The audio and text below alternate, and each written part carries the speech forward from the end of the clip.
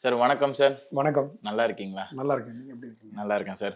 Sir உங்களோட வளர்ச்சின்றது ரொம்ப ஒரு பிரம்மாண்டமான ஒரு விஷயமா இருக்கு. ஸோ நெறைய ஆர்டிகல்ஸ்லலாம் படிச்சிருந்தேன். ஸோ உங்களோட வாழ்க்கை பயணம் எங்கேருந்து ஆரம்பிச்சது சார்? இந்த இந்திரா ப்ராஜெக்ட்ஸ் வந்து இவ்ளோ பெரிய குரூப் ஆவறதுக்கு ஒரு ஃபர்ஸ்ட்டு பிரிக்ஸ்ன்னு ஒரு இடம் இருக்கும்ல. ஸோ எங்கேருந்து ஆரம்பிச்சது சார்? அதாவது நான் நெறைய இன்டர்வியூல சொல்லிட்டேன். நான் வந்து 16 வயசுலேருந்தே தொழில் பண்றேன். தொழில்னா பெரிய தொழில்லாம் கிடையாது இந்த மாரி. +2 முடிச்சுட்டு லீவ்ல இருக்கும்போது ஒரு வாட்டர் பாக்கெட் தெருவா சைக்கிள்ல வச்சு வித்துருக்கோம். அதாவது மூட்டையா. அதுக்கடுத்து வந்து இன்ஜினியரிங் காலேஜ் ஜாயின் பண்ண பிறகு டீ தூள் வந்து ஒரு 2 இயர்ஸ் வரைக்கும் நீங்க சம்பாரிச்சு சொந்தமா பழகிட்டீங்கன்னா, அது தூங்க விடாது உங்கள. ஓகே. ஸோ +2 முடிச்சுட்டு இன்ஜினியரிங் காலேஜ் ஜாயின் பண்ணியாச்சு. ஈவினிங் ஃப்ரீயா தான் இருந்தோம். ஸோ டீ தூள் ஒரு ஏஜென்சி எடுத்து வித்தோம். அதுக்கப்புறம் கம்ப்யூட்டர் அசெம்பிள் பண்ணி வித்துட்டு இருந்தேன் 3 இயர்ல. 4த் இயர்ல ஒரு ப்ரௌசிங் சென்டர் பெரிய லாஸு. Okay sir. அப்புறம் காலேஜ் முடிச்சோம். டைரக்ட்டா வந்து கன்ஸ்ட்ரக்ஷன் பிசினஸ்க்குள்ள வந்தோம். இன்ஜினியரிங் முடிச்சனால. ஒரு 2, 3 இயர்ஸ் மதுரை. எனக்கு நேட்டிவ் மதுரை. அங்கேயே சுத்திக்கிட்டே இருந்தோம். ஒண்ணும் நல்லா இருந்தோம். ஹேப்பியா இருந்தோம். But okay. கன்டென்ட்டா இருந்தோம். ஸோ பிசினஸ்னா என்ன? கார்ப்பரேட்னா என்ன? ஒரு உண்மையிலே இண்டஸ்ட்ரினா என்னன்றதுல எக்ஸ்போஷர்லாம் அப்ப இல்ல. ஒரு ஃப்ரெண்டோட அப்பா வந்து இப்படிலாம் இருந்தா நீ இங்கேயே இதாயிடுவ. நீ வந்து ஒரு பெரிய கார்ப்பரேட் கம்பெனில ஒர்க் பண்ணு. அப்பதான் உண்மையிலேயே தொழில்னா என்ன? அப்படின்னு உனக்கு தெரியும். ஓகே. அப்படின்ற மாரி சொன்னாரு. அப்போ வந்து நான் என்ன பண்ணேன்னா, ஆ சரி நமக்கு வந்து ஒரு இடத்துல வேலை பார்க்கணும்னா சென்னை வந்தேன். வேலை பார்த்தேன் ஒரு 4, 5 வருஷம். ஒரு ப்ளூ சிப் கம்பெனி, ஒரு எம்என்சி அப்புறம் வந்து சிங்கப்பூர்ல போய் ஒர்க் பண்ணேன். Then I came back and started Indira projects. Okay. ஒரு ப்ராஜெக்ட் மேனேஜ்மென்ட் கம்பெனியா தான் ஆரம்பிச்சோம். அதுக்கப்புறம் ரியல் எஸ்டேட், ப்ராப்பர்ட்டி டெவலப்மென்ட் படிப்படியா வந்து இன்னைக்கு வேற வேற வெர்டிகல்ஸ்ல இருக்கோம். ஒரு 4, 5 நாட்ல பிசினஸ் பண்ணிட்டு இருக்கோம். Okay sir. We are into various things.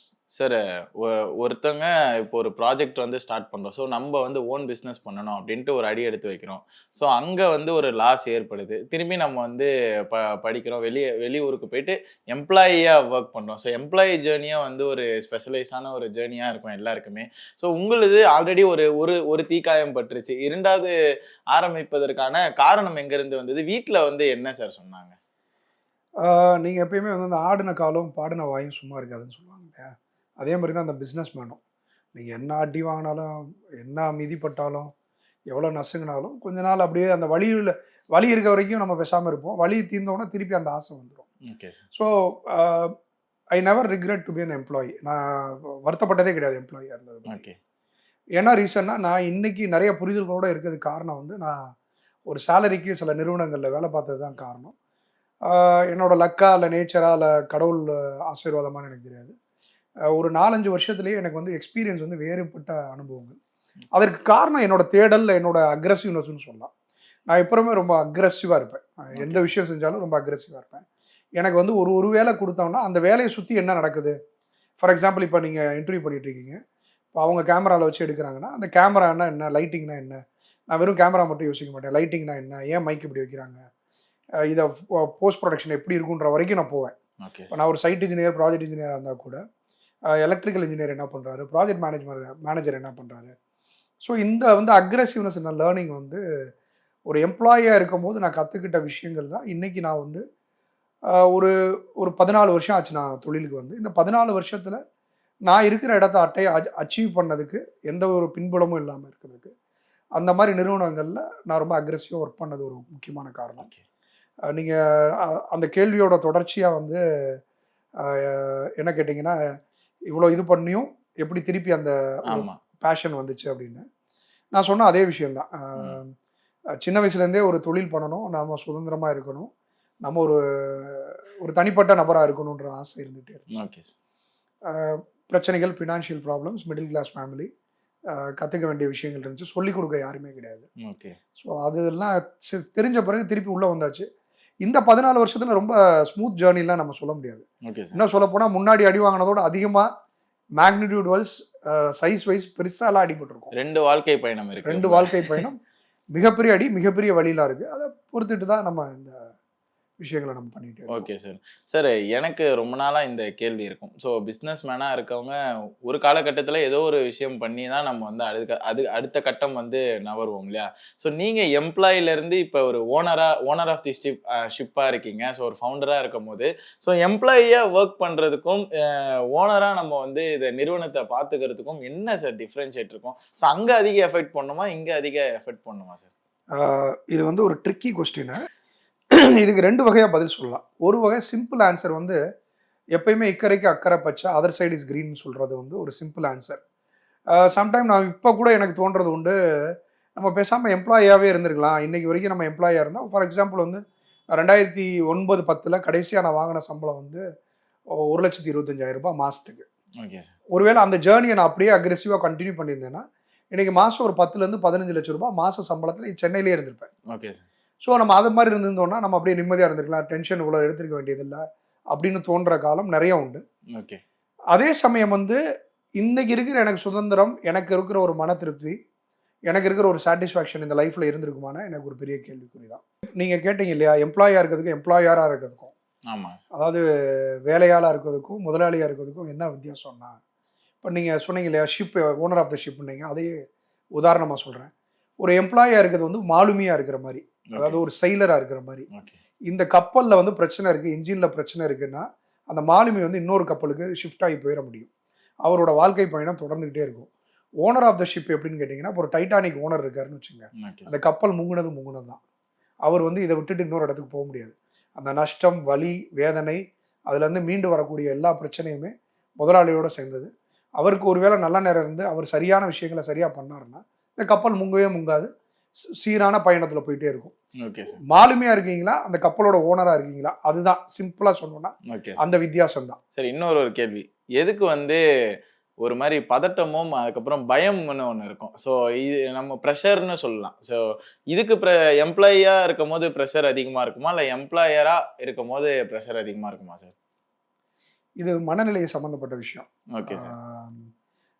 எப்பயுமே வந்து பிரஷர், அதாவது பதட்டம்ன்றது வந்து அந்தந்த மனநிலை சம்பந்தப்பட்ட விஷயம். ஃபார் எக்ஸாம்பிள் நம்ம பிரதமர் மோடி எடுத்துக்கிட்டிங்கன்னா ஒரு எக்ஸாம்பிளுக்கு, இல்ல முதலமைச்சர் ஸ்டாலின் அவர்கள் எடுத்துக்கிட்டிங்கன்னா, இன்னைக்கு தமிழ்நாட்டையே அவர் நிர்வகிக்கிறாரு. தமிழ்நாட்டில இருக்க எல்லா பிரச்சனையும் அவர் மேனேஜ் பண்றாரு. மோடிஜி வந்து இந்தியால இருக்க எல்லா பிரச்சனையும் மேனேஜ் பண்றாரு. இவங்களோட நமக்கு பிரஷர் ஜாஸ்தியா இருக்குமா? அப்ப அவங்களோட கெப்பாசிட்டி எவ்வளோ பிரஷர் தாங்க முடியும்? இது வந்து இண்டிவிஜுவல் கெப்பாசிட்டி சம்பந்தப்பட்ட விஷயம். Okay sir. ஒரு பெரிய பொறுப்புல எம்ப்ளாயியா, சிஇஓவா இருக்கக்கூடிய சுந்தர் பிச்சை வந்து அவர் ஓனர் கிடையாது. Is an employee but CEO. Is responsible for the entire operations. But அவருக்கு எவ்வளோ ப்ரெஷர் இருக்கும்? அந்த ப்ரெஷர் பெருசா, முதலாளியோட ப்ரெஷர் பெருசா அப்படின்றத வந்து அவங்க எடுத்துக்கிறத பொறுத்து தான். நான் ரொம்ப ஒரு வயசு மேல வர வர ஒரு மெச்சூரிட்டி ஸ்டேஜ், இந்த ப்ரெஷரை தாங்கக்கூடிய பக்குவம் வந்து எனக்கு வந்துருச்சு. நான் அடிக்கடி என்ன சொல்லுவேன்னா, ரொம்ப ப்ரெஷர் வரும்போது அமைதியா இருக்கிறது வந்து தான் ப்ரெஷர்லேருந்து ரிலீவ் ஆகக்கூடிய வழி. ஓகே. நீங்க ப்ரெஷர் எடுத்துக்கிட்டீங்கன்னா, ப்ரெஷர்லேருந்து ரிலீவே ஆக முடியாது. இப்போ எங்க ஆஃபீஸ்லேயே வந்து 2 வகையான ஸ்டாஃப் நான் பார்ப்பேன். Okay sir. ஒரு ஸ்டாஃப் வந்து ஒரு சின்ன வேலையை வந்து பெரிய வேலையா நினைச்சு பண்ணி பெரிய ஸ்ட்ரெஸ் எடுத்துக்கிற ஸ்டாஃபே இருக்காரு. ஒரு பெரிய டாஸ்க்கை இது ஒண்ணுமே கிடையாது, இதை இப்படி பண்ணிடலாம்னு சொல்லிட்டு பண்ற ஸ்டாஃப் இருக்காங்க. ஓகே. இது அவரோட மனநிலை, அவங்களோட அப்ரோச் சம்பந்தப்பட்ட விஷயம். ஓகே. சைக்காலஜி ஏதாவது படிச்சிருக்கீங்களா சார்? ரொம்ப ஒரு மாரி புரிதலா பேசுறீங்க. ஒரு மாரி டிஃபரெண்ட்டா இருக்கு சார். நான் இது மாரி நெறைய பேர்கிட்ட பேசி பார்த்தது கிடையாது. ஸோ சொல்லுங்க. சைக்காலஜி ஒண்ணுமே இல்லைங்க. நம்ம அனுபவம் தான் சைக்காலஜி. நான் அடிக்கடி சொல்லுவேன், எம்பத்தின்ற வார்த்தை தான் எனக்கு ஆங்கிலத்தில் மிக பிடித்த வார்த்தைகள்ல ஒரு சில வார்த்தைகள்ல எம்பத்தின்ற வார்த்தை வந்து எனக்கு ரொம்ப பிடிக்கும். இப்போ எம்பத்தி என்னன்னா, இப்போ நீங்க என்ன நினைப்பீங்க என்னை பத்தி? உங்களோட மனநிலை எப்படி இருக்கும்? அங்கேருந்து கேள்வி கேட்கும்போது இதுதான் எம்பதி. சிம்பத்தி வந்து எல்லாருக்குமே இருக்கும். எம்பத்தி வந்து standing on your other man ஷூஸ்ன்னு சொல்லுவாங்க. ஓகே. ஸோ அவர் இப்போ ஃபார் எக்ஸாம்பிள் நான் அடிக்கடி சொல்லுவேன், நான் வந்து எப்பயுமே ஒரு மனிதனோட வேலை, அவரோட எப்படி சொல்கிறேன்னா அந்த ஸ்டாண்டர்டு, அவர் வந்து கடைநிலை ஊழியரா, இல்லை மிட் லெவல் மேனேஜரா, இல்லை ஒரு சிஇஓன்றதை பார்த்து மதிக்கிறது இல்லை. Okay sir. நான் எல்லாரையுமே எனக்கு மரியாதை கொடுக்குறவங்களுக்கு நான் வந்து அதே மரியாதையை திருப்பி கொடுப்பேன். Okay sir. அதுக்கு ரொம்ப ரீசன் என்னன்னு கேட்டிங்கன்னா, நம்ம வேலை பார்க்கும்போது நம்மக்கிட்ட சில பேர் வந்து நம்மளோட பேசுவாங்க இல்லையா? ஓகே. அப்போ அந்த ஒரு மகிழ்ச்சி இருக்கும். இப்போ நான் வந்து சில இடங்களுக்கு போவேன், சில இடங்கள் ஹோட்டலுக்கு போவேன், சில இப்போ ஏர்போர்ட் போகிறோம்னா ரெகுலராக போகக்கூடிய இடங்கள்ல வந்து சில பேர் நம்மளை ரெகுலராக ரெக்கக்னைஸ் பண்ணுவாங்க. அவங்க நம்மளை பார்த்து சிரிக்கும் போதோ இல்லை வணக்கம் சொல்லும் போதோ அவங்களோட மனநிலை எப்படி இருக்கும்னு நான் புரிஞ்சுக்கிட்டேன்னு வச்சுங்களேன், அவங்களோட நான் கனெக்ட் ஆயிருவேன். எம்பத்தி இருந்ததுன்னா சைக்காலஜி படிக்க வேண்டிய அவசியம் இல்லை. ஓகே. நீங்களே கண்டிப்பாக சைக்காலஜியை அண்டர்ஸ்டாண்ட் பண்ணக்கூடிய விஷயத்துக்கு வந்துடுவீங்க. அதுதான் அந்த அனுபவம், அடி, வலி, நீங்கள் எங்கேருந்து எங்கே வந்திருக்கீங்க, எல்லா சூழ்நிலையும் அப்சர்வ் பண்ணக்கூடிய ஒரு, அதாவது கூர்ந்து கவனிக்கக்கூடிய ஒரு விஷயம். ஓகே. இப்போ ஃபார் எக்ஸாம்பிள் அந்த கோட் சூட் போட்டிருக்கேன் இல்லையா, ஒரு ஒரு ஒரு எக்ஸாம்பிள் சொல்கிறேன். ஓகே. எனக்கு இந்த கோட் சூட் போடுறதோ ஒரு 5 ஸ்டார் ஹோட்டலில் சாப்பிட்றதோ என் குடும்பத்தில் யாருமே பண்ணது கிடையாது. நான் தான் முதல்ல பண்ணேன். எனக்கு சொல்லி கொடுக்குறதுக்கு யாரோ அண்ணனோ தம்பியோ எங்கள் அப்பாவோ இந்த விஷயங்களை செஞ்சதே கிடையாது. ஆனால் நான் யார்கிட்டையும் போய் இது எப்படி பண்ணணும்னு கேட்டதே கிடையாது. நான் அப்சர்வ் பண்ணுவேன். ஒரு இடத்துக்கு போனால் இந்த நிலையில் இருக்கவங்க அவங்க எப்படி பிஹேவ் பண்ணுறாங்க, அவங்கள அப்சர்வ் பண்ணி, ஒரே ஒருத்தரோட எக்ஸாம்பிள் எடுத்துக்க முடியாது இல்லையா. ஸோ பல பேரும் அப்சர்வ் பண்ணி தான் இப்படி இருக்கணுன்றதை நானாக தான் தெரிஞ்சுக்கிட்டேன்.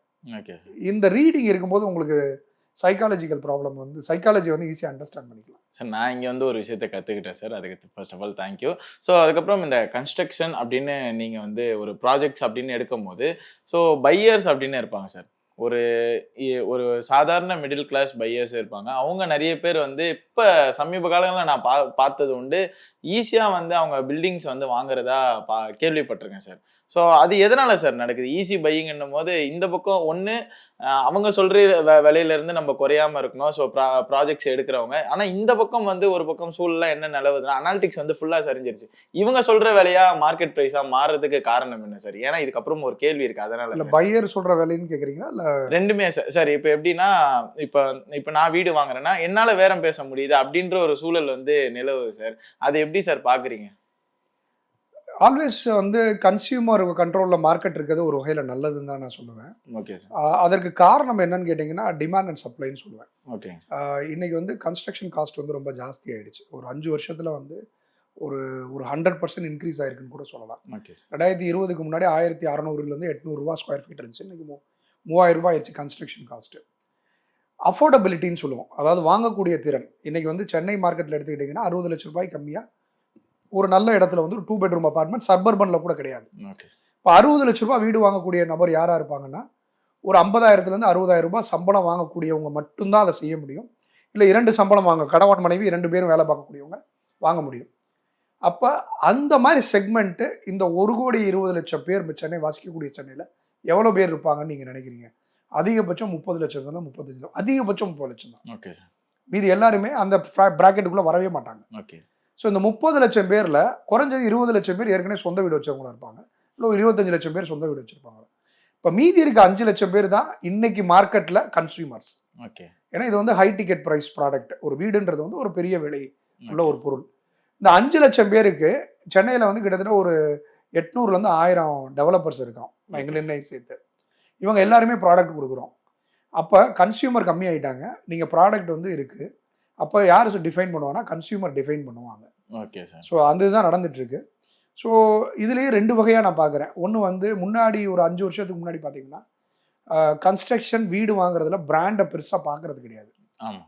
முன்னாடி நான் ஒரு 2017-18 நினைக்கிறேன், நியூஸ் 7ல் ஒரு இன்டர்வியூவில் நானே சொல்லியிருப்பேன், இது வந்து தங்கம் மாதிரி தான் வீடு வாங்குறது. தங்கம் வாங்கும் போது பிராண்டை பார்க்க மாட்டாங்க, தரத்தையும் பொருள் விலையும் தான் பார்ப்பாங்கன்னு சொன்னேன். ஆனால் அது இன்றைக்கி மாறி இருக்குது. இன்றைக்கி வந்து category A developers, category B, category சின்னு இருக்குது. இன்றைக்கி கேட்டகரி ஏ பில்டர்ஸ்ட்டை ஒரு 10%லேருந்து 20% அதிக விலை கொடுத்து கன்சியூமர்ஸ் வாங்கக்கூடிய ஒரு மனநிலையை இன்றைக்கி மார்க்கெட்டில் நான் பார்க்குறேன். ஓகே. அதற்கு காரணம் வந்து சில ஃபெயிலியர்ஸ், டிலேஸ், குவாலிட்டி இஷ்யூஸ். இதெல்லாம் நம்ம எதுக்கு ரிஸ்க் எடுக்கணும்? ஏன்னா வாழ்க்கையோட மொத்த சம்பாத்தியத்தை வந்து முதலீடு பண்ணக்கூடியது ஒரு வீடு, ஒரு நடுத்தர மக்கள், ஒரு மனுஷனோட ட்ரீம்னு சொல்றேன். ட்ரீம் ஹவுஸ், ட்ரீம், ஒரு ட்ரீமை தான் அவங்க வாங்குறாங்க. ஸோ அதில் வந்து ரிஸ்க் எடுக்க வேணாம்னு நினைக்கிறாங்க. அதே சமயம் நெகோஷியேட் பண்ணுறாங்க, முன்னாடியோட அக்ரெசிவாக நெகோஷியேட் பண்ணுறாங்க. இன்னொன்று, இதுக்கு இன்னொரு ரீசனும் இருக்குது. More information. 2020க்கு முன்னாடி வந்து இவ்வளோ இன்ஃபர்மேஷன் கிடையாது. இன்றைக்கி வந்து ஏஐலாம் வந்த பிறகு நீங்கள் வந்து எல்லா அனாலிசிஸும் பண்ணி யார் என்ன விலைக்கு விற்கிறாங்க எல்லாமே வந்துடுது. ஃபுல் டேட்டாவோட வந்து உட்காந்து நெகோஷியேட் பண்ணுறாங்க. அதுதான் சார். எனக்கு தெரிஞ்ச ஒரு பிஸ்னஸ்க்கு அளவுகோல்னு ஒன்று இருக்கும் சார். இந்த கன்ஸ்ட்ரக்ஷன், இந்த மாதிரி இந்திரா ப்ராப்பர்ட்டிஸ், இதுக்கான அளவுகோல் என்னவா சார் இருக்கும்? ஸோ இதோட ரேஞ்ச் இவ்வளோதான். ஸோ இதுக்கப்புறம் நம்ம வந்து கெப்பாசிட்டி இன்க்ரீஸ் பண்ணும்போது கன்ஸ்ட்ரக்ஷனோட வேல்யூவும் வந்து கம்மியாயிடும் அப்படின்ற மாதிரிலாம் ஏதாச்சும் இருக்கா சார் அனாலிட்டிக்ஸில்? நீங்கள் வந்து டர்ன் ஓவர் பற்றி பேசுகிறீங்களா இல்லை? இல்ல சார், இந்த பில்டிங் டர்ன் ஓவரும் சொல்லலாம் சார். அதாவது இதுவும் அது அகெயின் வந்து ஒரு மனுஷனோட தனிப்பட்ட முறை. என்னோட கேரக்டரை நான் சொல்கிறேன். ஒரு பிஸ்னஸாக எனக்கு ஏன்னா இந்திரா ப்ராஜெக்ட்ஸில் ப்ராப்பர்ட்டி டெவலப்மெண்ட்ன்றது என்னோட 25% பிஸ்னஸ் தான். ஓகே. அதை தாண்டி 75% நான் வேறு பிஸ்னஸ் பண்ணிகிட்டு இருக்கேன். நான் வந்து ஒரு முடிவுக்கு வந்திருக்கேன். ஒரு 42 வயசுக்கு அப்புறம் நான் ஒரு முடிவுக்கு வந்திருக்கேன். என்ன முடிவுக்கு வந்திருக்கேன்னா, எனக்கு பில்லியனர் ஆகணுன்ற கனவு கிடையவே கிடையாது. ஓகே. நான் வந்து ஒரு பில்லியனர் ஆகணும்னு எனக்கு எல்லா தொழில் பண்ணுறவங்களையும் போய் கேட்டிங்கன்னா 90% என்ன வேணா I want to become a பில்லியனர்னுவாங்க. I never want to become a billionaire. Okay. At what cost you are going to be billionaire. அதாவது நீங்கள் எந்த விலையை கொடுத்து அந்த பில்லியனர் ஆகணும்னு நினைக்கிறீங்கன்ற ஒரு கேள்வி இருக்கு இல்லையா? ஓகே. அதுக்கு அதுக்கு ஒரு மனுஷன் நிறைய விலை கொடுக்கணும். அதுவும் முதல் தலைமுறை தொழில் பண்ணுறவன் வந்து ஒரு பில்லியனர் ஆகணும்னா கன்வென்ஷனல் பிஸ்னஸில் நிறைய விலை கொடுக்கணும். சொல்லுவாங்க, என்னங்க மார்க் சூக்கர்பர்க் ஆகலையாங்க, இங்கே நிறைய யூனிகார்ன்ஸ் இருக்காங்க, ஜொமேட்டோ இருக்காரு, ஸ்விக்கி, இவங்க ஃபவுண்டர்ஸ்லாம் பெரிய 7,000 கோடி 10,000 கோடிலாம் சம்பாரிச்சிருக்காங்கலாம் சொல்லுவாங்க. ஓகே. எனக்கு வந்து அதில் வந்து நீங்கள் 0.1% எக்ஸாம்பிள் எடுத்து தான் பேசுகிறீங்க. ஓகே. நீங்கள் வந்து பேசுகிறது ஒரு 10 பேர் 20 பேரை பற்றி இருக்குமா? ஆனால் ஒரு நாளைக்கு வந்து குறைஞ்சது 1,00,000 பேர் தொழிலுக்கு வர்றாங்க. அப்போ அதில் 10 பேர் 20 பேர் எத்தனை பர்சன்டேஜ்? ஸோ நான் பெரிய பர்சன்டேஜை பார்த்து யோசிக்கும் போது நிறைய பேர் தோல்வி அடைகிறாங்க ஸ்கேல் அப் பண்ணும்போது. ஸ்கேல் அப் தேவையில்லைன்னு நினைக்கிறேன். நீங்கள் எல்லாருக்குமே ஈக்குவல் ஆப்பர்ச்சுனிட்டி கொடுங்க. ஓகே. நான் அடிக்கடி என்ன சொல்லுவேன்னா, don't create billionaires, create more மில்லியனர்ஸ்னு சொல்லுவேன். நிறைய மில்லியனர்ஸ் கிரியேட் பண்ணுங்க. 100 கோடி 200 கோடி வச்சுக்கோங்க. நிறைய பேர் உருவாக்கும் போது வேலைவாய்ப்பு பரவலாக்கப்படும். ஓகே. கார்ப்பரேட் ஒரு மோனோபொலி வந்து கம்மியாகும். இது எதுக்கு நல்லதுன்னா, கன்சியூமருக்கு நல்லது, இண்டஸ்ட்ரிக்கு நல்லது, எக்கனாமிக்கு நல்லது. நீங்கள் என்ன பரவலாக்கப்பட்ட ஒரு பணக்காரங்க இருக்கும் போதோ இல்லை தொழில் முனைவோர்கள் இருக்குது நாட்டுக்கு நல்லதுன்னு நான் சொல்லுவேன். ஆனால் I never want to become a பில்லியனருங்க. ஓகே. அந்த அடிப்படையில் சில பேர் வந்து ரியல் எஸ்டேட்டில் 5,000 கோடி வரைக்கும் தொழில் பண்ணக்கூடியவங்க மெட்ராஸில் இருக்காங்க. ஓகே. நான் 200 300 கோடியை தாண்டி பண்ண வேணாம்னு நான் நினைக்கிறேன். ஓகே. இந்த பர்டிகுலர் செக்மெண்ட்டில் நான் வேறு செக்மெண்ட்டில் இருக்கேன்னு சொன்னேன். இந்த பர்டிகுலர் செக்மெண்ட்டில் என்னோட அதிகபட்ச டர்ன் ஓவராக 300 கோடிக்கு மேலே தேவையில்லைன்னே நான் நினைக்கிறேன். ஓகே. ஏன்னா அதுக்கு மேலே ஸ்கேல் அப் பண்ணுறதுல இன்னொரு பிரச்சனை இருக்குங்க. இப்போ வந்து எவ்வளோ பெரிய பணம் வச்சுருக்கவங்களா இருக்கட்டும், எவ்வளோ பெரிய தொழில் வாய்ப்புகள் இருக்கவங்களா இருக்கட்டும், கேஷ் ஃப்ளோன்ற ஒரு வார்த்தை வந்து தொழிலில் ரொம்ப முக்கியமான ஒரு வார்த்தை. Okay. So investment and cash flow வந்து எங்கேருந்து வரும்? நம்ம கடன் வாங்குவோம், இல்லை பேங்க்லேருந்து லோன் வாங்குவோம். அந்த லோனோட காஸ்ட் என்ன இந்தியாவில்? குறைந்தபட்சம் ஒரு வட்டி 12% ஒரு வருஷத்துக்கு. ஓகே. ஸோ நீங்கள் எந்த தொழில் பண்ணாலும் 12% பேங்க்குக்கு போயிடும். ஓகே. உங்களோட ப்ராஃபிட்டில் 12% பேங்க்குக்கு போயிடுது. அதுக்கப்புறம் உங்களோட எம்ப்ளாயி நீங்கள் ஸ்கேலிங் அப்போ என்ன பண்ணால் எம்ப்ளாயியோட நம்பர்ஸை இன்க்ரீஸ் பண்ணணும், சேலரி இன்க்ரீஸ் ஆகும், உங்களோட ஆப்ரேஷன் காஸ்ட் இன்க்ரீஸ் ஆகும். குறைந்தபட்சம் 8% வந்து அதுக்கு செலவாயிடும். அப்போ நீங்கள் எந்த தொழில் பண்ணாலும் 20% வந்து காஸ்ட். ஓகே. ஒருவேளை நீங்கள் அந்த 20% பண்ணலைன்னு வைங்க, உங்களுக்கு கடன் ஆகிடுவீங்க. ஓகே. இதே 10 கோடி கடன் ஆனால் அடைச்சிடலாம், 100 கோடி கூட மேனேஜ் பண்ணலான்னு வைங்க. இப்போ நான் 1000 கோடி ரீச் பண்ண பிறகு 1000 கோடி கடன் ஆச்சுன்னா லைஃப் ஃபுல்லாக அந்த கடனை சுற்றியே தான் ஓடிட்டே இருக்கும். ஓகே. ஸோ எந்த ஒரு ஆம்பிஷனோ, எந்த ஒரு ஆசையும், எந்த ஒரு கோலுமே ப்ராக்டிக்கலாகவும் ஃபங்க்ஷனலாகவும் மனுஷனோட நிம்மதியை கெடுக்காததாக இருக்கணும்னு நான் நினைக்கிறேன். Okay sir. சார் இது தொடர்ந்து பார்க்கும்போது நீங்கள் சொன்னது என்னன்னா, நான் வெறும் இந்த பிஸ்னஸ் மட்டும் பண்ணலை, ஸோ இன்னும் கிளைகளாக நிறைய பிஸ்னஸ். ஸோ ஒரு பிஸ்னஸ் மேனாக இருக்கவங்க இன்னும் சில பிஸ்னஸ்லாம் பண்ணும்போது அதுக்கு ஏதாவது கான்செப்டாக வந்து ஒரு விஷயத்தை கிரியேட் பண்ணி வச்சுருப்பாங்க. ஸோ நீங்கள் என்ன சார் உருவாக்க நினைக்கிறீங்க? சார், எந்த ஒரு மனுஷனும் வந்து எந்த ஒரு விஷயத்தையும் மாற்ற முடியாது இந்த உலகத்தில். தனி மனுஷன் மாற்றினா நிறைய பேர் முயற்சி பண்ணியிருக்காங்களே ஒழிய இம்பாக்ட் பண்ணியிருக்காங்கன்னு ஒழிய மாற்றினதே கிடையாது. ஓகே. என்னை பொறுத்த வரைக்கும் எனக்கு தெரிஞ்ச தொழில் பண்ணணுன்றது தான் என்னோட ஆசை. ஆனால் நான் கற்றுக்கிட்டே இருக்கேன் புதுசான விஷயங்கள். நான் ஃபினான்ஸ் பற்றி எனக்கு ஃபினான்ஸ் இண்டஸ்ட்ரி, நான் ஃபினான்ஸ்ன்றது வந்து ஃபின்டெக் ஃபினான்ஸ் இண்டஸ்ட்ரி பற்றி எனக்கு ஒரு 2-3 வருஷத்துக்கு முன்னாடி பெரிய புரிதல் கிடையாது. ஓகே. கடந்த ஒரு 2-3 வருஷத்தில் வந்து எனக்கு ஒரு மென்டர் இருக்காங்க, லட்சுமி நாராயணன் ராமானுஜன். அவரோட சாவரின் வெல்ஃப் ஃபண்ட் இன்ஸ்டிடியூஷனில் நான் ஏஷியா ஃபுல்லாக நான் பார்த்துக்கிறேன். ஓகே. அந்த மீட்டிங்ஸு அந்த விஷயங்களுக்கு போகும்போது நிறைய விஷயங்கள் புதுசாக கற்றுக்கிட்ட பிறகு அந்த துறையில் நம்ம என்ன செய்யலாம், அது ஒரு மிகப்பெரிய துறை. ஸோ அந்த துறையில் நம்ம என்ன பண்ணலாம், அந்த துறையிலேருந்து நம்ம கிளை என்ன பண்ணலாம். இப்போ வந்து என் மனைவி வந்து பயோடெக்னாலஜிஸ்ட், அவங்க வந்து டாக்டரேட் இன் ஜெனடிக்ஸு. ஓகே. ஸோ அவங்க துறை சம்மந்தமாக இப்போ நாங்கள் வந்து ஒரு metabolic engineering, synthetic biology, bio process company ஒன்று ஆரம்பிச்சிருக்கோம். ஓகே. ஸோ என்னோட நண்பர் ஒருத்தர் இருக்கார், அவரோட சேர்ந்து டிஜிபோலிஸ் டெக்னாலஜின்னு சொல்லி ஐசிடி ஐஓடி இது மாதிரி வந்து ஒரு 4 விஷயத்தில் வந்து நான் நேரடியாக தொடர்பு படுத்திட்டு இருக்கேன். ஓகே. இது போக நீங்கள் சொன்ன மாதிரி எனக்கு வந்து ஒரு ஒரு ஒரு புரிதல் இருக்கிறனால நிறைய விஷயங்களுக்கு வந்து அட்வைசரி. நான் சில விஷயங்களை பார்க்கும்போது எனக்கு சில விஷயம் தோணும். சார் நீங்க இதுக்கு முன்னாடி ஒரு பதில் சொல்லியிருந்தீங்க. ரிஸ்க் வந்து பெருசா எடுத்துக்காதீங்க அப்படின்ற மாரி தான் நீங்க அந்த வே ஆஃப் 1000 க்ரோர்ஸ் அந்த விஷயத்த எக்ஸாம்பிள் ஆனா நீங்களே நெறைய ரிஸ்க் எடுத்திருக்க மாரி எனக்கு தோணுது சார். இது அந்த ரிஸ்க் நீங்க சொன்ன விஷயம் தான். அது பணம் குறிக்கோளா நான் பண்ணல. Okay. To be very frank வந்து நான் வந்து எல்லாருமே இந்த பணத்தோட சில பேர் பணத்தின் பின்னாடி போவாங்க. நான் பணம் குறிக்கோளா பண்ணல. எனக்கு வந்து ஐ want to engage my self. I want to learn my self. நான் புதுசு புதுசா நெறைய விஷயம் கத்துக்கணும்னு நெனைக்கிறேன். ஆ நீங்க நெறைய பேர பார்த்தீங்கன்னா, அந்த ரிட்டயர் கவர்ன்மென்ட் எம்ப்ளாயீஸ்லாம் பயங்கர ஒரு அனுபவத்தோட இருப்பாங்க.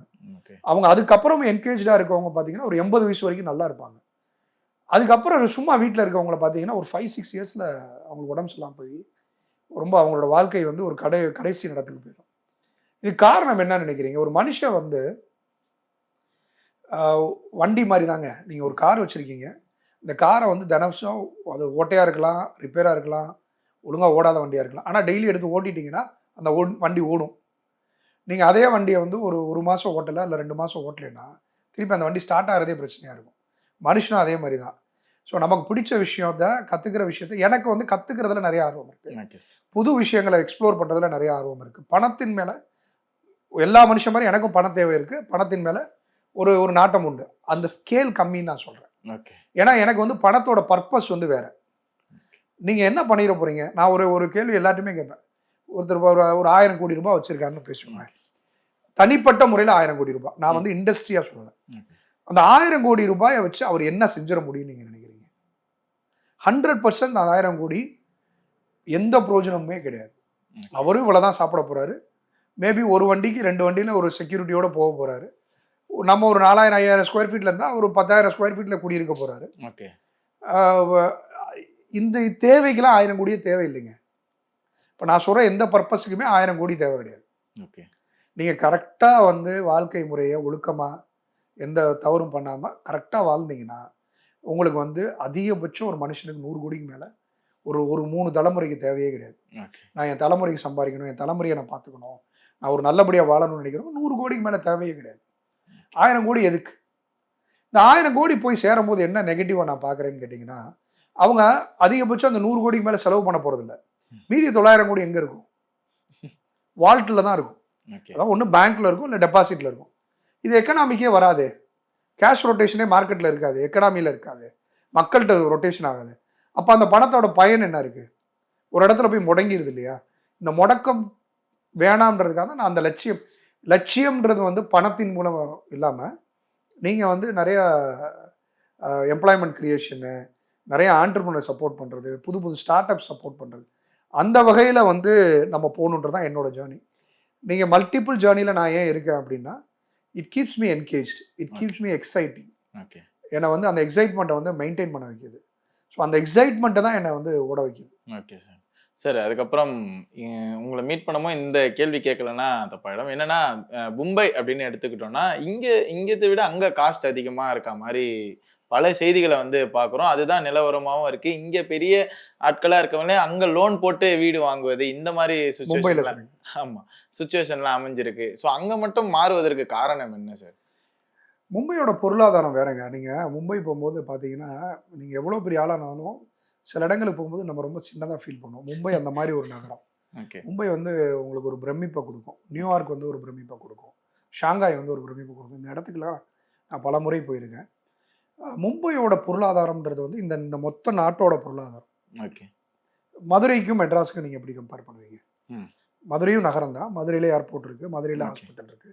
எல்லா விஷயமும் இருக்கு. தஞ்சாவூர்லயும் இருக்கு. சென்னை ஏன் கூட இருக்கு? ஓகே. ஸோ இங்க வந்து இங்க வாழ்க்கை முறை, இங்க தேவைகள், இங்க இருக்கிற வருமானம் வந்து வேற. ஒரு எக்ஸாம்பிள் வந்து மதுரையில நான் ஒரு டிரைவர் வச்சுக்கணும்னா ரூ. 15,000 சம்பளம் குடுத்தா போதும். ம். இங்க ரூ. 30,000 குடுக்காம என்னால டிரைவர் எடுத்துக்க முடியாது. காரணம் என்னன்னா, இங்க காஸ்ட் ஆஃப் லிவிங் வேற. அதே மாரி மும்பை போயிட்டீங்கன்னா ரூ. 50,000. ஓகே. ஏன்னா மும்பையில காஸ்ட் ஆஃப் லிவிங் வேற. நீங்க துபாய் போயிட்டீங்கன்னா வேற, பிரான்ஸ் போயிட்டீங்கன்னா வேற. ஸோ அந்த மும்பையோட இது வேற. நீங்க ஒரு கேள்வி கேட்டீங்க இல்லையா? அதிலிருந்து நான் வேற ஒரு விஷயம் ம். சொல்றேன். இந்தியால வந்து ஒரு 5 எத்னிக்ஸ் வந்து எனக்கு ரொம்ப பிடிக்கும். ஓகே. 1 வந்து பஞ்சாபிஸ், 2 வந்து குஜராத்திஸ், 3 வந்து ராஜஸ்தானிஸ், 4 வந்து நம்மள தமிழ்ஸ். ஓகே. 5 வந்து மலையாளிஸ்.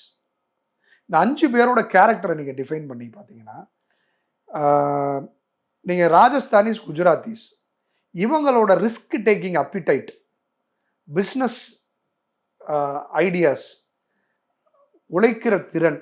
நீங்க ஒரு கேள்வி கேட்டீங்க இல்லையா? எம்ப்ளாயரான்னு. ஆ. இவங்க எம்ப்ளாயை யோசிக்கவே மாட்டாங்க. ஓகே. இவங்க 2 பேருமே, இந்த 2 கம்யூனிட்டியுமே. Their risk taking appetite is entirely different. பயங்கரமா ரிஸ்க் எடுப்பாங்க ராஜஸ்தானிஸும், குஜராத்திஸும். இவங்க எங்க மேஜரா தொழில் பண்றாங்கன்னு பார்த்தீங்கன்னா, மும்பைல தான் இருப்பாங்க. அதுக்கு மும்பை பாம்பே ஸ்டாக் எக்ஸ்சேஞ்ச், அப்புறம் நேஷனல் ஸ்டாக் எக்ஸ்சேஞ்ச் 2ஓட ஹெட் குவார்ட்டர்ஸ் அங்க தான் இருக்கு. ஓகே. இவங்களோட மேஜரான விஷயங்கள். நம்ம ஆளு பார்த்தீங்கன்னு வச்சுங்களேன், நான் அகைன் அவர் சுந்தரி பிச்சை சாரோட எக்ஸாம்பிள் தான் எடுப்பேன். ஓகே. அவர் ஓனர் கிடையாது, அவர் எம்ப்ளாயி. நம்ம ஆளு எல்லா இடத்துலையும் சிஇஓவா இருப்பான், சிஓவா இருப்பாங்க, எம்டியா எம்ப்ளாயியா இருப்பாங்க. ஓகே. ஏன்னா நம்ம ஆட்களுக்கு வந்து லாஜிக்கல் திங்கிங்கும் காமன் சென்ஸும் ரொம்ப ஜாஸ்தி. பட் ரிஸ்க் டேக்கிங் அப்பிடைட் ரொம்ப கம்மி. நம்ம ரிஸ்க் டேக்கிங் அப்பிடைட்டோட போகும்போது நம்ம அவங்களோட கம்பீட் பண்ணலாம். ஓகே. நம்ம வந்து ரிஸ்க் டேக்கிங், நம்ம ஃபேமிலியும் வந்து பார்த்தீங்கன்னா அதை ரெஸ்ட்ரிக்ட் பண்ணுவாங்க. ஓகே. எதுக்குப்பா நீ ஒரு 5 லட்ச ரூபா சம்பளம் ஆகிட்டு சந்தோஷமா இரு, எதுக்கு போயிட்டு இருக்கிற காசை போட்டு கடன் ஆகணும்? அவங்க அதை யோசிக்கவே மாட்டாங்க. நான் ஏற்கனவே ஒரு இன்டர்வியூல சொன்னேன், ஒரு +2 படிக்கிற பையன் வந்து, ஒரு மார்வாடி ஃபேமிலி ஒரு பையன் வந்து +2 முடிச்சோன்னா, அப்பா எனக்கு 5 லட்ச ரூபா கொடுன்னு சொன்னா, வேணாப்பா நீ இந்த 5 லட்ச ரூபா நீ பாம்பே போன்னு சொல்லு அனுப்பிச்சுடுவாரு, இல்லை மெட்ராஸ் போய் பிஸ்னஸ் பண்ண அனுப்பிச்சுடுவாரு. எங்க அப்பாட்டையோ இல்லை உங்க அப்பாட்டையோ போய் நீங்க 5 லட்ச ரூபா கொடு, நான் +2 முடிச்சிட்டேன், ஏதாவது வேலை பார்க்க போறேன்னா சப்புன்னு அடிச்சு போய் இன்ஜினியரிங் படிச்சோன்னா உனக்கு வேலை கிடைக்கும், நீ வேலையை பார்த்துட்டு நிம்மதியாரு, தேவையில்லாத வேலை பார்க்காதேன்னு சொல்லுவாங்க. ஸோ அந்த கல்ச்சரே வந்து வேற. அதே தான் குஜராத்திஸும். ஓகே. அதே மாதிரி நம்ம ஆட்கள் தொழில் பண்றவங்கள நிறைய பேரை நான் பார்த்துருக்கேன். பிஸ்னஸை வந்து பர்சனலாக பார்ப்பாங்க, எமோஷனலாக பார்ப்பாங்க. ஓகே. அது குழந்தை மாதிரி பார்த்துக்குவாங்க, யாருக்கும் விட்டு கொடுக்க மாட்டாங்க. ஆமா. நீங்க எதுக்கு தொழில் பண்றீங்க? சம்பாதிக்கிறதுக்கு தொழில் பண்றீங்க. குஜராத்திஸோ ராஜஸ்தானிஸோ இன்னைக்கு பாம்பே ஸ்டாக் எக்ஸ்சேஞ்சிலையோ நேஷனல் ஸ்டாக் எக்ஸ்சேஞ்சிலையோ லிஸ்டாக இருக்க கம்பெனியில் 70% owners, major shareholders are founders பார்த்தீங்கன்னா இந்த 2 ஸ்டேட்காரவங்கள தான் இருப்பாங்க. ஓகே. ஏன்னா அவங்க தொழில் ஆரம்பிக்கிறத சம்பாதிக்கிற வேலையாக பார்ப்பாங்க. நம்ம தொழில் ஆரம்பிக்கிறத அது ஏதோ நம்ம வீடு கட்டுற, நம்ம சொந்த வீடை நீங்கள் பிஸ்னஸை யாருக்காவது லிக்விடேட் பண்ணணும்னு சொன்னால் சொந்த வீடை விற்கிறதுக்கு நம்ம மனசு வராது இல்லையா? அந்த மாதிரி ஒரு எமோஷனோட நம்ம ஆட்கள் பிஸ்னஸ் பண்ணுவாங்க. இந்த கல்ச்சரல் டிஃப்ரென்ஸ், இந்த 2 பேரை விட்டுட்டேன், ஒன்று பஞ்சாபி, இன்னொன்று மலையாளிஸ். அவங்க 2 பேரும் hard working, they can explore anywhere. அவங்கள மாதிரி வந்து மைக்ரேட் ஆகி போய் தொழில் பண்ணவே முடியாது. ஆனால் அவங்க 2 பேரோட பெரிய அட்வான்டேஜ் என்னன்னா, உலகத்தில் எங்கே மைக்ரேட் ஆனாலும் அவங்க ரூட்ஸை நோக்கி திருப்பி வந்துடுவாங்க. அவங்க ரூட்ஸை என்ரிச் பண்ணிட்டே இருப்பாங்க, பஞ்சாபையோ கேரளாவையோ. ஸோ இந்த 5 பீப்புளோட கல்ச்சர் இதுதான். இவங்க 2 பேரும் எம்ப்ளாயிஸாக தான் இருப்பாங்க. ஓகே. ஸோ நம்ம வந்து பாம்பே ஏன் அப்படி இருக்குன்னா, it is filled with entrepreneurs, it's filled with risk takers, Okay. it's filled with Gujaratis, Rajasthanis who's doing business. ஓகேங்க சார். சார், நீங்க நிறைய பேருக்கு கனவு வீட்டை வந்து கொடுத்துருப்பீங்க. ஸோ உங்களோட கனவு வீட்டை எப்போ சார் கட்டுனீங்க முத? கனவு வீடு அப்படின்னு சொன்னா இன்னும் ஆக்சுவலாக கட்டலைன்னு தான் சொல்ல முடியும். இப்போ இருக்கிற வீடு எங்களுக்கு ரொம்ப பிடிக்கும். ஓகே. கனவு வீடு அப்படின்னும் போது ஒருத்தருக்கும் ஒரு ஸ்கேல் இருக்கும் நீங்கள் சொன்ன மாதிரி. ஓகே. அந்த வீடு இன்னும் நான் வந்து செய்யணும், இன்னும் கட்டணுன்ற. ஏன்னா எங்கள் கனவு வீடை பொறுத்த வரைக்கும் தோட்டம் இருக்கணும், சுற்றி ஒரு பண்ணை மாதிரி இருக்கணும், அங்கேயே மாடு இருக்கணும். இதுதான் நம்மளோட கனவு வீடாக இருந்தது.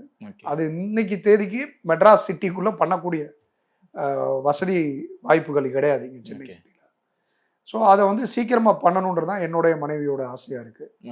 இன்னைக்கு வரைக்கும் ட்ரீம் ஹவுஸ் எங்களோட ட்ரீம் ஹவுஸ்ன்னு சொல்லலாம். ஏன்னா ஃபேமிலி தானே, ஃபேமிலியோட ட்ரீம் ஹவுஸ் வந்து இன்னும் அச்சீவ் பண்ணலன்னு தான் சொல்லுவேன். வீடு வந்து சின்னதாக இருந்தாலும் சுற்றி ஒரு 2 மாடு இருக்கணும், அதிலே உள்ள செடி கொடி மரம் இதெல்லாம் வச்சிருக்கணுன்றது தான் ஆசை.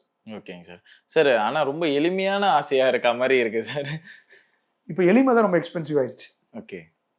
ரொம்ப சிம்பிளாக இருக்கிறது தான் ரொம்ப எக்ஸ்பென்சிவான ஒரு விஷயம். Okay sir. இப்போ நான் சொன்ன விஷயம் எளிமைன்னு சொல்றீங்கல்ல, சென்னையில் செய்ய முடியுமா? முடியாது சார். இப்போ செய்யணும்னா ஒரு 100 கோடி ரூபா வேணும். ஆமாம் சார். ஸோ எளிமை வந்து நீங்கள் எக்ஸ்பென்சிவ் தான். ஓகே. நான் அடிக்கடி சொல்லுவேன், நான் எனக்கு மதுரை பிடிக்குங்க, சில பேர் கோயம்புத்தூர் பிடிக்கும், தஞ்சாவூர்காரங்க தஞ்சாவூர் பிடிக்கும். பொழப்புக்காக இங்கே வந்து இருக்கும். நமக்கு வந்து பொழப்பு இல்லை, எனக்கு ஊர்லேயே அந்த சம்பாத்தியம் இருந்ததுன்னா நான் அந்த ஊர்லேயே தான் இருந்திருப்பேன். நான் இந்த ஊருக்கு வந்திருக்கவே மாட்டேன். இப்போ அந்த ஊரில் இது ஈஸி. ஏன்னா நான் பார்த்த வாழ்க்கை இருக்கு இல்லையா, நான் வந்து மதுரையிலேயே பிறந்து வளர்ந்தவன். எங்களுக்கு சொந்த ஊர் ராமநாத் டிஸ்ட்ரிக்ட். எங்களுக்கு வயல் வரப்பெல்லாம் இருக்குது, இப்போயும் இருக்குது. நான் பார்த்த விஷயம் இது ரொம்ப எளிமையாக வசதியாக இருக்குது. மனுஷனோட மகிழ்ச்சி எதில் இருக்குன்னா, நீங்கள் ரொம்ப யோசிச்சு பார்த்தீங்கன்னு வச்சுங்களேன், நீங்கள் ரொம்ப ப்ரெஷராக இருக்குது, ஸ்ட்ரெஸ்ஸாக இருக்குன்னா நீங்கள் என்ன பண்ணுவீங்க? 2 விஷயம் எனக்கு பீஸ் தரும். ஒண்ணு போய் கடலை பார்த்துட்டு அப்படியே உட்கார்ந்தா ஒரு பீஸ்ஃபுல்லா இருக்கும். இல்ல ஏதாவது ஒரு நீர்நிலை, கடல்ல ஒரு நீர்நிலை, நல்லா நிறைய நீரோட இருக்கிற இடத்த போய் அந்த இடத்துல அமைதியா உட்கார்ந்தோம்னா நமக்கு ஒரு மனநிலை அமைதியாகும். இல்லைன்னா நல்லா பசுமையா ஒரு பெரிய வயல் நல்லா நீங்க கற்பனை பண்ணி பாருங்க. ஒரு கண்ணு கெட்டின தூரம் வரைக்கும் ஒரு 3/4 விளைச்சல் விளைஞ்ச நெல் வயல். அந்த இடத்துல நல்ல காத்து. ஒரு மரத்தடியில நீங்க நின்னீங்கன்னா எப்படி இருக்கும்? ஓகே. இல்ல ஒரு நல்ல ஹில் ஸ்டேஷன்ல நல்ல வெயில்ல நின்னு அப்படியே பள்ளத்தாக்க பார்த்தா எப்படி இருக்கும்? ஓகே. இதான நிம்மதி தரும். ஆமா சார். இல்ல வந்து நமக்கு நல்ல பஸ்லிங்கா ஒரு 5 ஸ்டார் ஹோட்டல்ல போய் உட்கார்ந்தா நிம்மதி இருக்குமா? இருக்காது சார். ஸோ மனுஷனுக்கு வந்து உண்மையா தேவை வந்து நான் சொல்றது வந்து ஒரு ஒரு நிதானமான மனிதர்களை பத்தி. ஓகே. அவங்களுக்கு வந்து இதுதான் நிம்மதி தரும். ஸோ எந்த ஒரு மனுஷனுக்குமே வந்து ஒரு ஒரு இயற்கையோட ஒன்றிணைந்த வாழ்க்கை வந்து நிம்மதியை தரும். ஸோ நீங்க கேட்ட அந்த கனவு வீடுன்றது வந்து இயற்கையோட ஒன்றிணைந்து இருக்கணுன்றது தான் என்னோட ஆசை. Okay sir. Sir Indira projects எடுத்துக்கும்போது கன்ஸ்ட்ரக்ஷன்ஸ் இந்த மாதிரி விஷயங்களுக்குள்ள உட்பட்டது. ஸோ எல்லா இண்டஸ்ட்ரிக்குமே வந்து ஒரு சில காலகட்டங்கள் இருக்கும் சார். என்னன்னா 90ஸ்ல ஒரு மாதிரி இருக்கும். அதுக்கப்புறம் வந்து 90ஸ்க்கு அப்புறம் 2K ஜென்ரேஷன் இதுக்கு காலகட்டம் மாற மாற ஸோ கன்ஸ்ட்ரக்ஷன்ல என்ன சார் டிஃபரன்ஷியேட் ஆகுது? மக்களோட எதிர்பார்ப்பு, technology, okay, design style, okay, இது 3 தான் மாறும். ஓகே, மக்களோட எதிர்பார்ப்பு அப்படின்னு பார்த்தீங்கன்னா, இப்போ கோவிடுக்கு முன்னாடி பார்த்தீங்கன்னா, இப்போ ரூம் சைஸே எடுத்துக்கிட்டிங்கன்னா, இப்போ நீங்கள் டி நகர் சைடோ இல்லை நுங்கம்பாக்கம் சைடோ போய் பழைய பங்களா இருக்கு இல்லையா, ஓகே, அதெல்லாம் போய் பார்த்தீங்கன்னா, நீங்கள் வாய்ப்பு இருந்தால் நீங்கள் பார்த்துருந்தீங்கன்னா, பெட்ரூம் சைஸ் வந்து பார்த்தீங்கன்னா அதிகபட்சம் 12க்கு 12 தான் இருக்கும். ஒரு பாத்ரூம் சைஸ் பார்த்தீங்கன்னா 6க்கு 4 தான் இருக்கும். லக்ஸூரியா ஓகே, ஒரு பெரிய பங்களா வீட்லேயே. ஆனால் இன்னைக்கு கட்டுற வீட்டில் இப்போ என் வீட்லேயே எடுத்துக்கிட்டிங்கன்னா 20க்கு 16 பெட்ரூமு, ஓகே, 20க்கு 20 பெட்ரூமு, அதுக்கப்புறம் ஒரு வார்ட்ரோப் ஸ்பேஸு, அதுக்கப்புறம் ஒரு டாய்லெட் ஒரு 10க்கு 12. ஏன்னா மக்களோட பார்வை, எதிர்பார்ப்பு இதெல்லாமே மாறிக்கிட்டே இருக்கும்போது அந்த டிசைன் மாறுது முதல்ல. 2வது வந்து மாற்றம் வந்து டெக்னாலஜி. ஓகே, இப்போ வந்து முன்னாடி செங்கல் இருந்துச்சு, முன்னாடி லைம் ஸ்டோன் வச்சு கட்டணும். ஒரு 40-50 வருஷத்துக்கு முன்னாடி பார்த்தீங்கன்னா பலகைகள் இருக்கும். ஓகே, அது காங்கிரீட் அப்போ கிடையாது. அப்போ வந்து மெட்ராஸ் ரூஃப்னு சொல்லுவோம். தேக்கு மர ரீப்பர்ஸை போட்டுட்டு சின்ன சின்ன செங்கல்களை வந்து கிராஸாக டயகனலாக அடுக்கி அதுக்கு மேலே வந்து சுண்ணாம்பு கலவையை போடுறது வந்து மெட்ராஸ் சொல்லுவோம். அதுக்கப்புறம் காங்கிரீட் வந்துச்சு, காங்கிரீட் போட்டாங்க. காங்கிரீட் வந்த பிறகு அப்போ பீம் போட்டாங்க, பெரிய பெரிய காலம் போட்டாங்க. ஓகே. இப்போ வந்து அந்த டெக்னாலஜி கொஞ்சம் இம்ப்ரூவ் ஆகி பீமே இல்லாமல் டபுள் மேட்டு காங்கிரீட்டு இந்த மாதிரி டெக்னாலஜி மாறிட்டே இருக்குது. செங்கலுக்கு பதிலாக இப்போ ஏரோகான் பிளாக் யூஸ் பண்ணுறோம். ஓகே. இப்போ வந்து ப்ரீஃபேப், ப்ரீகாஸ்ட், 3D பில்டிங் இது ஒரு மாற்றம் அடைஞ்சிட்டே இருக்கு. 3வது முக்கியமான விஷயம் வந்து எலிவேஷன். இப்போ சில பில்டிங்கை பார்க்கும்போது இது வந்து 90ஸ்ல கட்டின பில்டிங்காக இருக்கும், இது 80ஸ்ல கட்டின பில்டிங்காக இருக்கும், இது இப்போ ரீசெண்டாக கட்டின பில்டிங்காக இருக்கும்னு சொல்லி அந்த டேஸ்ட். இப்போ நம்ம ட்ரெஸ்ஸிங்லேயே பார்த்தீங்கன்னா வச்சுக்கோங்களேன், இப்போ நம்ம போட்டிருக்க ட்ரெஸ் ஒன்றும் புதுசுன்னு நினைப்போம். நீங்கள் 60-70ல் ஹீரோஸ் பார்த்தீங்கன்னா இதே மாதிரி ட்ரெஸ் பண்ணியிருப்பாங்க. சைக்கிள் மாதிரி, இந்த ஃபேஷன் சைக்கிள் மாதிரி பில்டிங் எலிவேஷன் ஆர்கிடெக்சருக்குமே ஒரு சைக்கிளாக வரும். மெட்டீரியல் வேறுபடும். ஓகே. அந்த மெட்டீரியல் வேறுபடும். ஸோ இந்த 3 விஷயம் மாறிட்டே இருக்கும். மக்களோட எதிர்பார்ப்பு, சைஸு, ஃபங்க்ஷனலாக, கிச்சன் வேற மாதிரி இருக்கும். முன்னாடி வந்து கிச்சன்னா தனியாக வச்சுருப்பாங்க. ஒரு ஒரு 30 வருஷத்துக்கு முன்னாடி டாய்லெட்டை வீட்டுக்குள்ளே வச்சுக்க மாட்டோம். 99% டாய்லெட் வெளியில் இருக்கும். இன்றைக்கி ஒரு ரூம்குள்ளேயும் அட்டாச்சாக வச்சுருக்கோம். நீங்கள் கோயம்புத்தூர் சைட்லாம் போனீங்கன்னா பண்ணை வீட்லலாம் பார்த்தீங்கன்னா வீட்டுக்கு வெளியில் தனியாக கிச்சன் இருக்கும். அதே மாதிரி நீங்கள் ராம்நாடு, சிவகங்கை மாவட்டம்லாம் போனீங்கன்னா வீடு தனியாக இருக்கும், அடுப்பாங்கரை தனியாக இருக்கும். டாய்லெட்டுன்றது வேற ஒரு இடத்துல இருக்கும், இல்லாமே இருக்கும். ஆனால் இன்றைக்கி அந்த மாதிரி ஸோ மக்களோட எதிர்பார்ப்பு, மனநிலை மாறுது, டெக்னாலஜி மாறுது, எலிவேஷன் மாறுது. இந்த 3 தவிர மக்களோட ஆசை வீடு மேலே என்றைக்குமே மாறினதே கிடையாது. எப்பயுமே மக்களுக்கு தனக்குன்னு ஒரு வீடு இருக்கணும், அது தனக்கு பிடிச்ச மாதிரி இருக்கணுன்ற எதிர்பார்ப்பு மட்டும் மாறினதே கிடையாது. Okay sir. சார் இவ்வளோ நேரம் வந்து டைம் ஸ்பெண்ட் பண்ணி நிறைய இன்ஃபர்மேட்டிவான விஷயங்கள் எல்லாம் எங்கள் நேயர்களுக்கு கொடுத்ததுக்கு நன்றி சார். ரொம்ப நன்றி.